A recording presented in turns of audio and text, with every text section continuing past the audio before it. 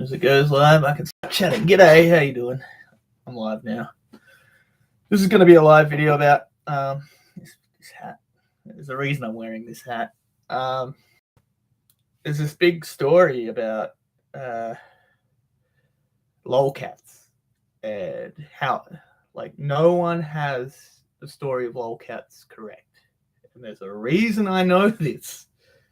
It's because I was one of the people that started the trend.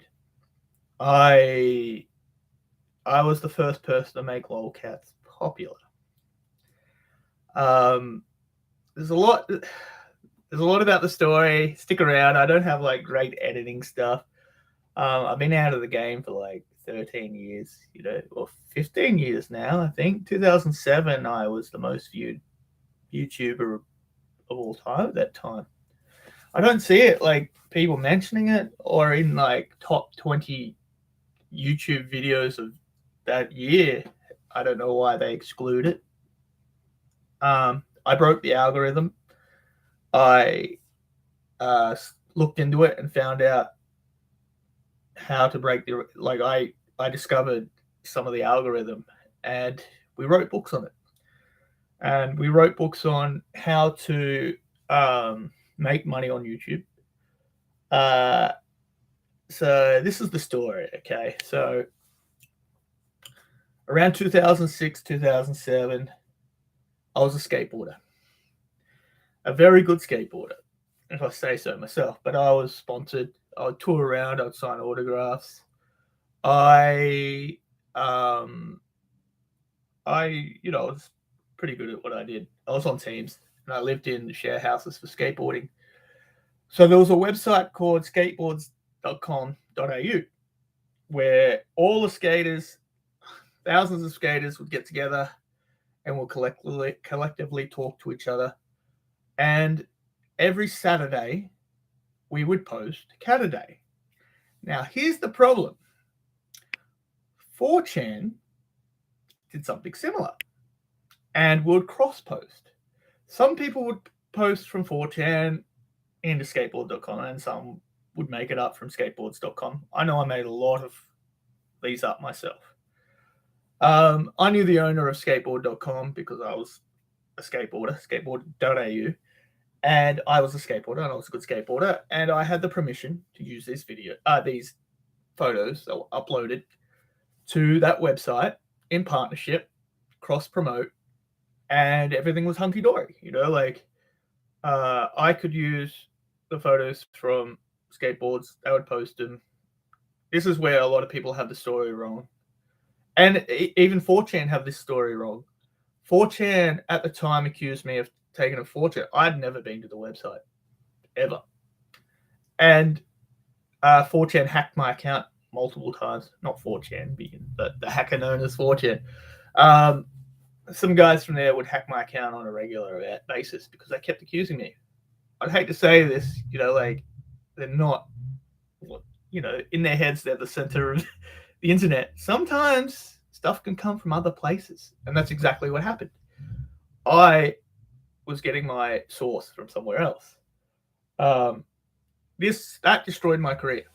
The fact that 4chan was so adamant that I was getting, look at that, my lights fell off. So adamant that I was getting their stuff from 4chan, it meant that I couldn't get paid. So these guys were accusing me of taking their stuff when I was actually getting it from another place, and I was legit getting it, and I was making legit videos, and I was using music that was legit. I would appeal to YouTube all the time, like, I'm making these videos and I'm getting like 20 million views. Why can't I be part of the partnership program? Like, I started before the partnership program began. And as I went along, I was collecting millions and millions of views. I was competing with Smosh, all those guys. And they wouldn't give it to me because they thought I was getting my stuff from illegitimate places like 4chan. I hadn't even heard of 4chan at that time. It was the first time I heard of 4chan was when they accused me on my channel. And so I made 4 videos in a row, and I had unbelievable success. I had people traveling from America to see me because I was the funny cat guy, and I had like daily messages. Like I would read like 100 messages in a day. Like I loved reading them, like it really played into my ego. It's like, yeah, I'm the funny cat guy. Um, the I before I came along, no one knew about lolcats unless you were from skateboard.com.au or you were from 4chan. I know a lot about 4chan now, like synth, like they're not bad guys. They get a lot of bad rap, but whatever. I tried making a legit business, at that time, and I was pretty young and I didn't know what I was stumbling into, and it kind of sucked that that happened. But I tried to rework it in another way. So what I did was I went into partnership uh, with a social media platform. It was targeted at kids, at teenagers, and it was a dating website, and it was called MyLol. I did all the advertisement for them. So on my videos, you'd go to my videos, and um, underneath it, and on my videos would have my law, and go to this place and see more. And that's how the website grew. Um, the problem with that is they never paid me. So they sold that account, got hundreds and hundreds of thousands of dollars. And I didn't see a dollar of it.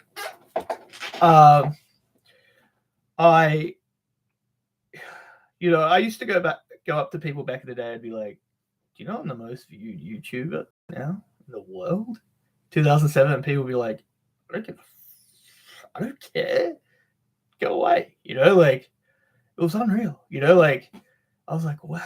Like like I wasn't going up to people like, shit, I'm the most viewed YouTuber all time right now. Like I wasn't being an idiot about it, but I just would mention it. But people didn't care.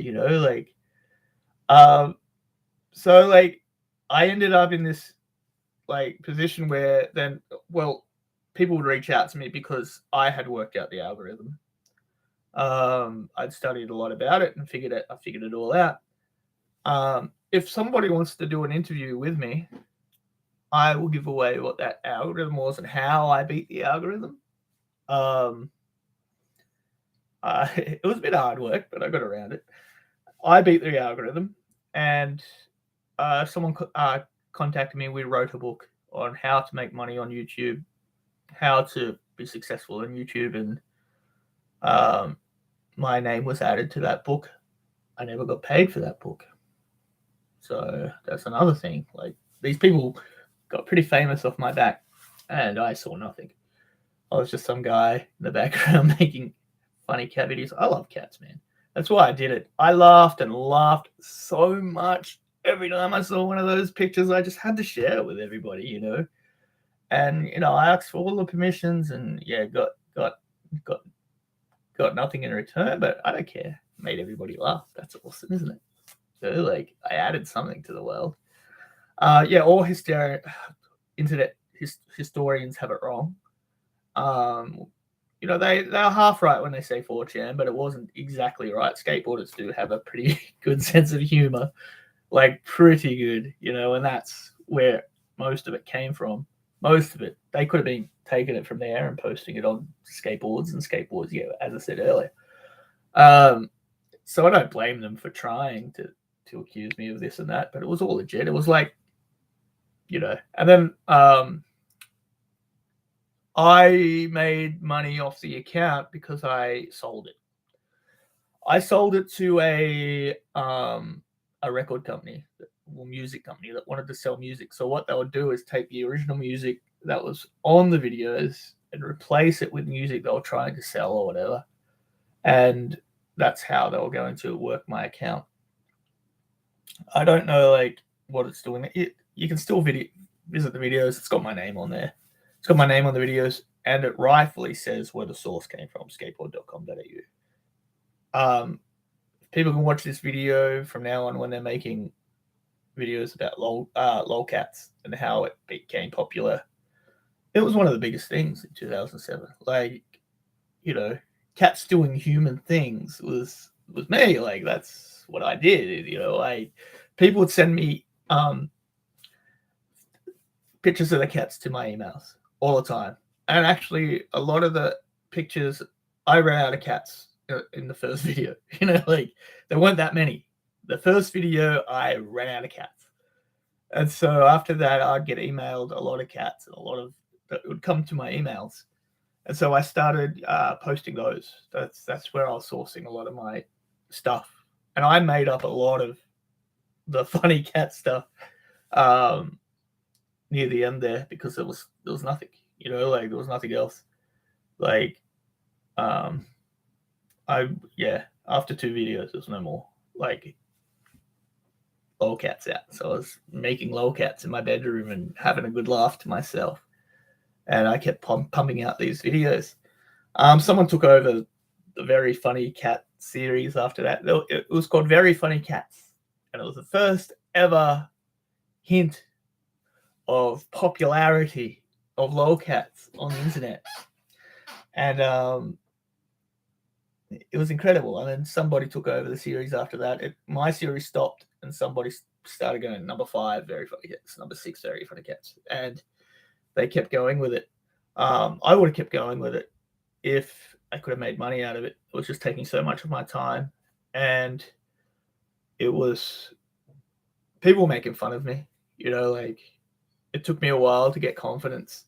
When you've got hundreds of thousands of people talking at you, and you've got no confidence, it could take a big toll on you. And the people around me were making fun of me. You know, like my not hometown, but my town of Canberra in Australia. People were like, "Oh, you're that cat guy. He thinks he's famous," you know, and he thinks he's all that, you know. And they'll say that stuff to my face. Tall poppy syndrome. They've got to cut you down.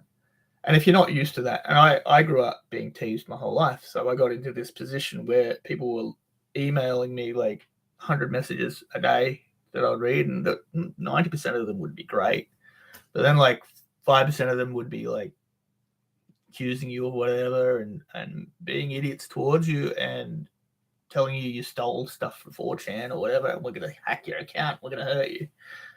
It's hard, you know, like it's hard to go from no one caring about you to all this in your face. And I don't think people realize how big it was for me. Not just for me, but it was big. You know, it was massive. I've told people recently, you know, I did this, and people go, I've had 100,000 views on YouTube, whatever. But in 2007, to have 20 million views in a year wasn't heard of.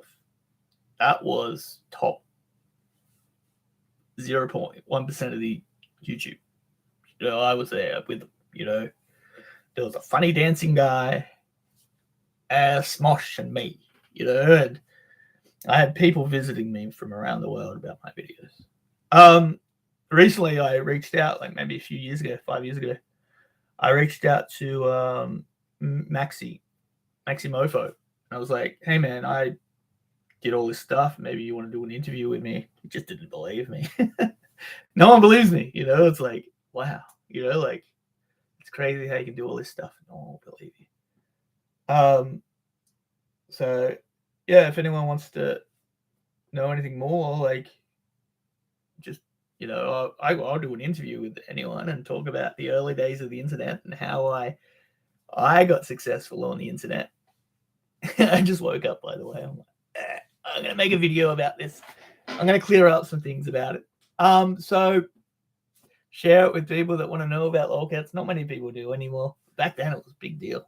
Big deal for me, but not at home. It just made things worse for me. People teased me more. And they thought, because I was a bad speller at the time, I learned how to spell later, but they thought like I was trying to write that way, as in like I just misspelled everything. You know, like I was just such a bad speller.